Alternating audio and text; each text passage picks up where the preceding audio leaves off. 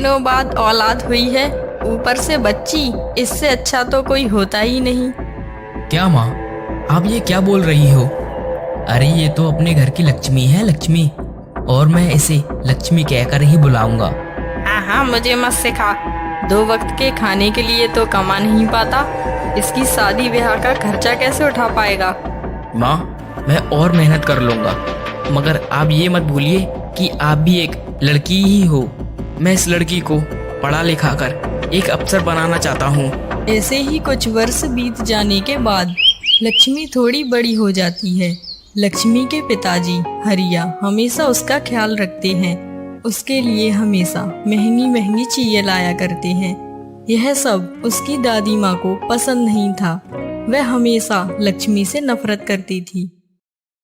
अब बेटा लक्ष्मी, तू स्कूल जाएगी। मैं तेरा ना बहुत अच्छे स्कूल में दाखिला करवाऊंगा, उसमें रोज पढ़ने जाना। रहने दे हरिया, क्या जरूरत है? वैसे भी लड़की ही तो है। सरकारी स्कूल में इसका दाखिला करवा देंगे। वैसे भी इस घर के अलावा और पैसे कहाँ हैं हमारे पास। पर लक्ष्मी बहुत समझदार थी। वह अपने पिता से बोलती है, पिताजी, दादी ठीक ही कहती हैं। आप मेरा नाम सरकारी स्कूल में ही लिखा दीजिए। ठीक है बेटा, जैसी तेरी मर्जी। हरिया बच्ची का एडमिशन सरकारी स्कूल में करा देता है। लक्ष्मी और लक्ष्मी के पिताजी, आइए, खाना तैयार है। आया भाग्यवान। तुमने हाथ धोए? नहीं माँ, अभी धोकर आती हूँ। ये लड़की इतनी समझदार है, फिर भी इसे हमेशा बताना पड़ता है कि खाना हमेशा हाथ धोकर खाना चाहिए। अरे अब जाने भी दो, बच्ची ही तो है वो। आपके लाड़ प्यार ने ही तो इसे बिगाड़ कर रखा है। माँ, धो लिए हाथ को, अब खाना दे दीजिए। बहुत जोर की भूख लग रही है। लो बेटा लक्ष्मी, तुम्हारे मनपसंद की खीर बनाई है। अरे तुम भी अजीब ही हो, कभी डांटने लगती हो तो कभी प्यार करने लगती हो। अरे आप नहीं समझोगे, माँ हूँ ना। माँ की डांट में भी प्यार छुपा होता है। मैं चाहती हूँ बच्चे अच्छे के साथ साथ समझदार भी बने।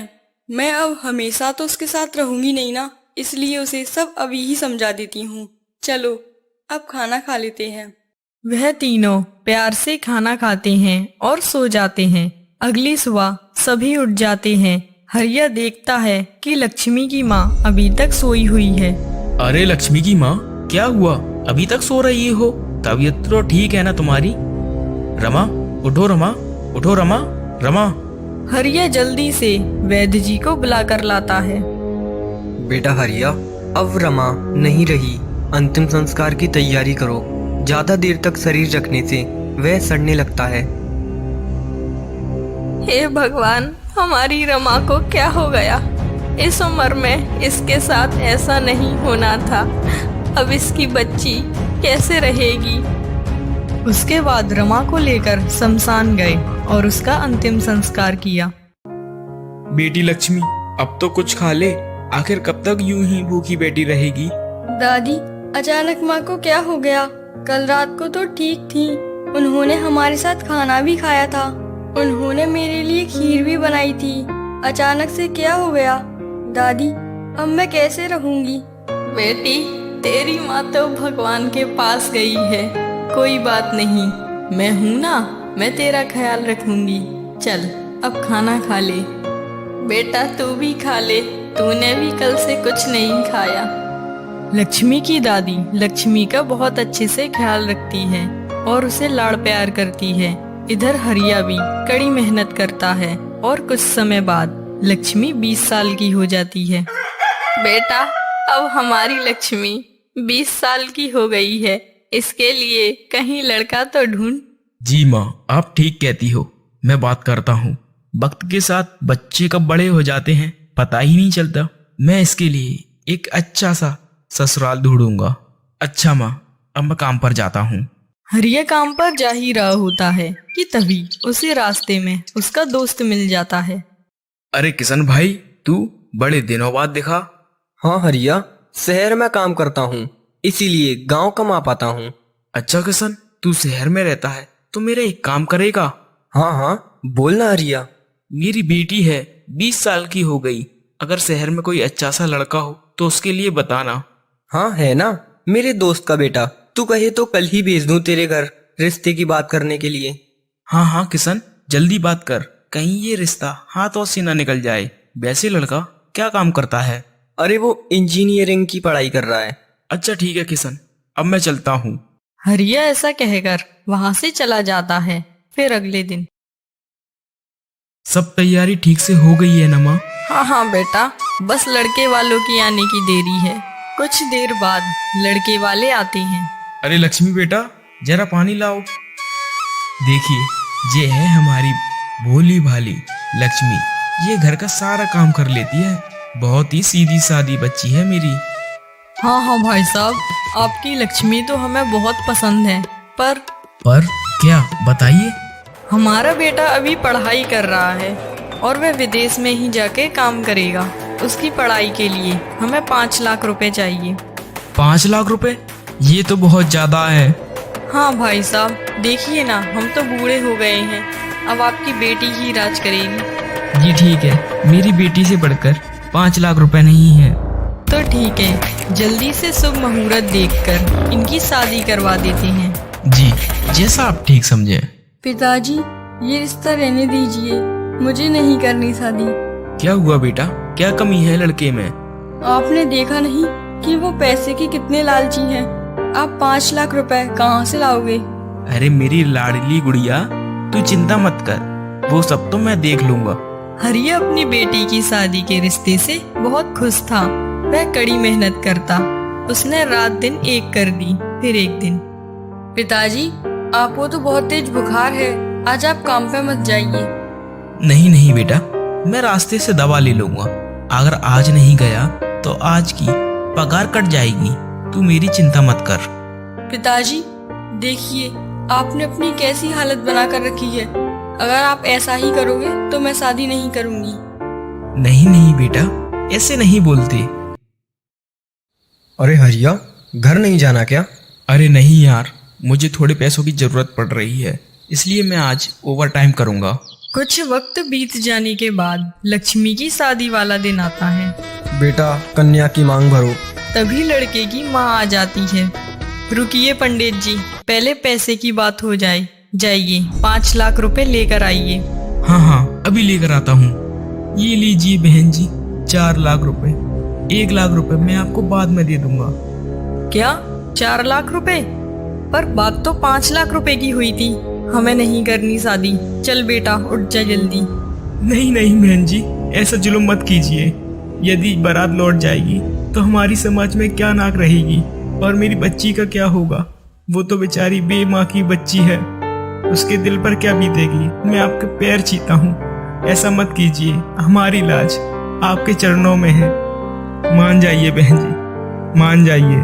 ठीक है, शादी के 10 दिन बाद पैसे दे देना।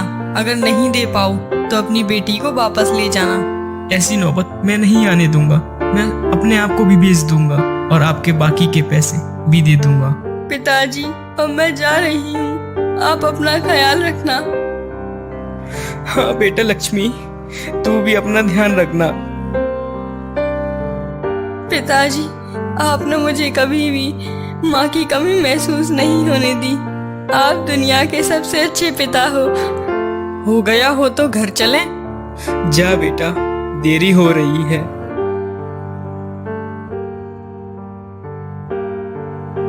विदा होने के बाद लक्ष्मी अपने ससुराल पहुंच जाती है। बहू, तेरे लिए कुछ खाने के लिए लाऊं क्या? नहीं माँ जी। लक्ष्मी की सास उसके साथ अच्छा व्यवहार करती है। 9 दिन बीत जाने के बाद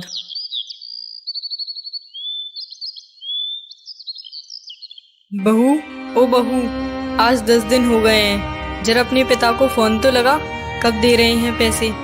माँ जी, बाद में लगाती हूँ, अभी पिताजी आराम कर रहे होंगे। नहीं, अभी लगा। अपनी आफत जहाँ भेज के खुद चैन की नींद सो रहा है। पिताजी, कैसे हो आप? हाँ बेटा लक्ष्मी, मैं ठीक हूँ। और तू बता, कैसी है तू? ला, इधर फोन दे। बाकी के 1 लाख का क्या हुआ?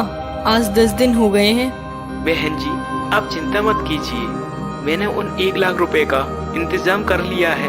मैं आज शाम तक आपको पैसे दे दूंगा। श्याम को हरिया, पैसे देने लक्ष्मी के ससुराल आता है। ये लो बेटा ऋषि, बाकी के 1 लाख रुपए। आइए पिताजी, अंदर आइए, चाय तो पी लीजिए। नहीं नहीं बेटा, हमारे यहाँ तो बेटी के घर का पानी तक नहीं पीते। चलो अब मैं चलता हूँ। माँ, बाकी के पैसे तो मिल गए, पर अब मुझे एक कार भी चाहिए। मिल जाएगी बेटा, जैसे फ्री की नौकरानी मिल गई, अब उसके बाप को हम लूट लूट कर खाएंगे, तू चिंता मत कर। चल बहू, जरा अपने बाप को फोन तो लगा, ऋषि को ऑफिस जाने में देरी होती है, जरा उसे एक कार दिलवा दे। क्या माँ जी कार? आपको तो पता ही है मेरे पिताजी बेलदारी करते हैं। 5 लाख रुपए तो उन्होंने बड़ी कठिनाई से इकट्ठे किए थे, कार कहाँ से देंगे? चल करम जली, तू नहीं बोलेगी तो मैं ही बोल दूंगी। कुछ देर बाद। माँ, मुझे ऑफिस जाने के लिए देर हो रही है और खाना अभी तक नहीं आया। तू रुक बेटा, मैं देख कर आती हूँ।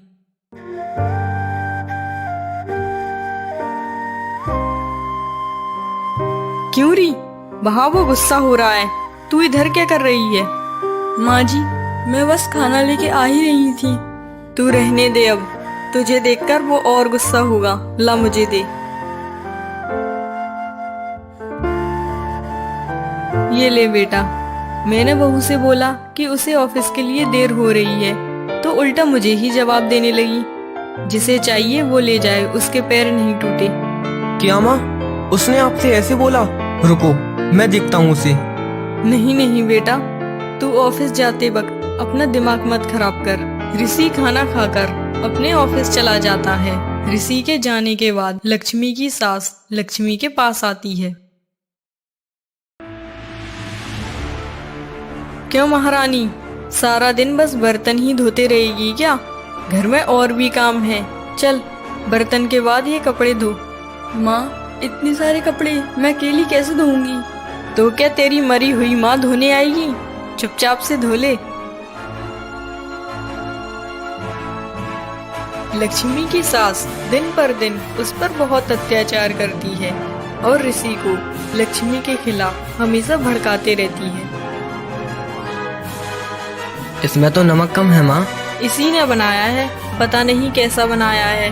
बाप ने कुछ सिखाया है कि नहीं? माँ तो बचपन में ही मर गई। ठहरिए आप, इससे मैं देखता हूँ।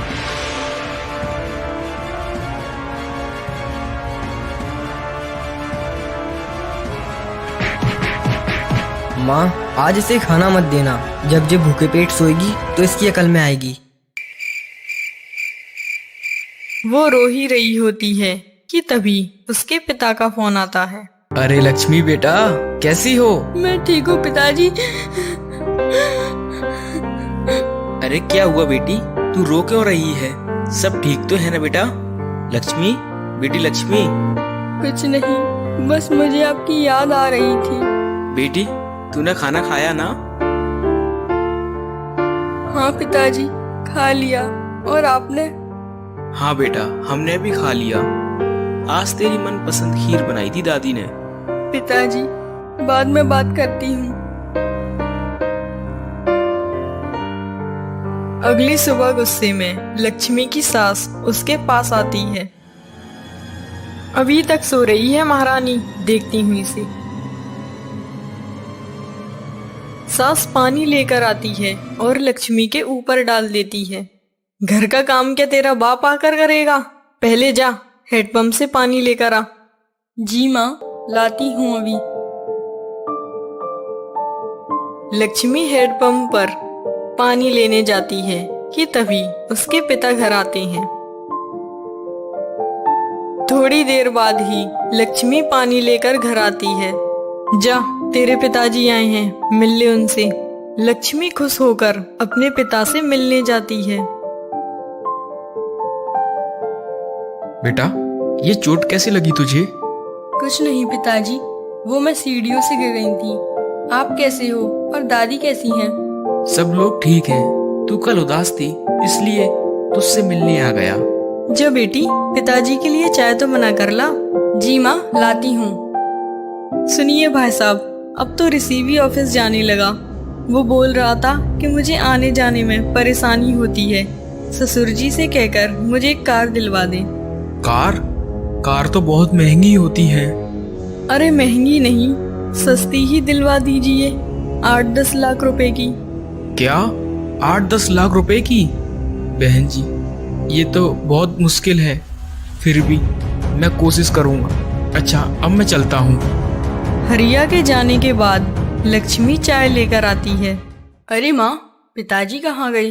बेटा वो तो घर गए, उन्हें देरी हो रही थी। अच्छा, मुझसे ठीक से मिली भी नहीं। हरिया अपना उदास चेहरा लेकर अपने घर जाने लगता है। कुछ समय बीत जाता है। हरिया अपने मकान को बेचकर ऋषि को एक कार दिलवा देता है और खुद एक किराए की झोपड़ी में रहने लगता है।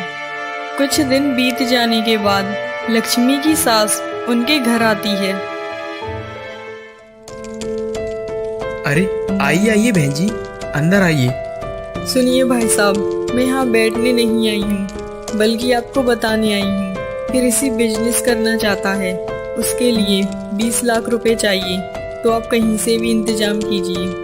क्या बहन जी, एक ही तो घर था हमारे पास, उसे बेचकर हमने आपको कार दिला दी। अब हम तो एक किराए के छोटे से झोपड़ी में रहते हैं। अब मैं 20 लाख रुपए कहाँ से लाऊं बहन जी? मैं मजदूर इंसान हूँ। वो सब तो नहीं पता भाई साहब, अब आप जानो कैसे इंतजाम करना है। मैं चलती हूँ अब।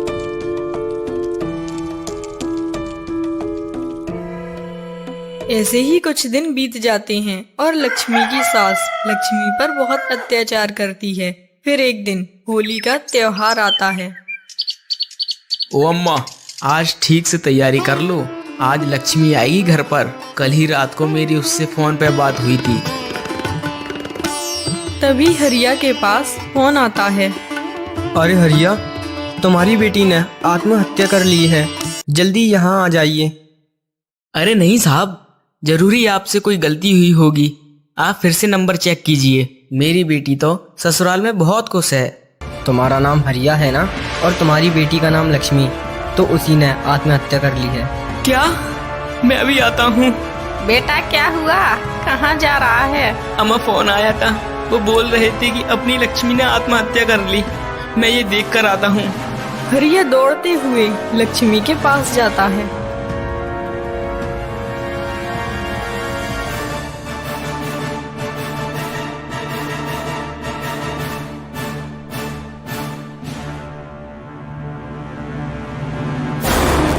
लक्ष्मी, बेटा क्या हो गया तुझे? हे भगवान, क्या बिगाड़ा था मेरी फूल सी बच्ची ने? वो तो बिनवा की बच्ची है। तुमने जो मांगा मैंने वो दिया, जालिमों ने मार डाला मेरी बच्ची को। तू तो आने वाली थी आज, फिर क्या हुआ? कल ही तुझसे मेरी बात हुई थी, आज जालिमों ने मेरी बच्ची को मार डाला।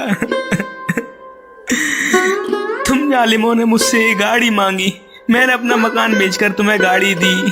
तुमने मुझसे 20 लाख रुपए मांगे, मैं अपनी किडनी बेचकर तुम्हें पैसे देता 20 लाख रुपए, पर तुमने मेरी बेटी को मार डाला। लक्ष्मी, लक्ष्मी तू मुझे छोड़कर नहीं जा सकती बेटा। तेरा बाप अकेला कैसे रहेगा?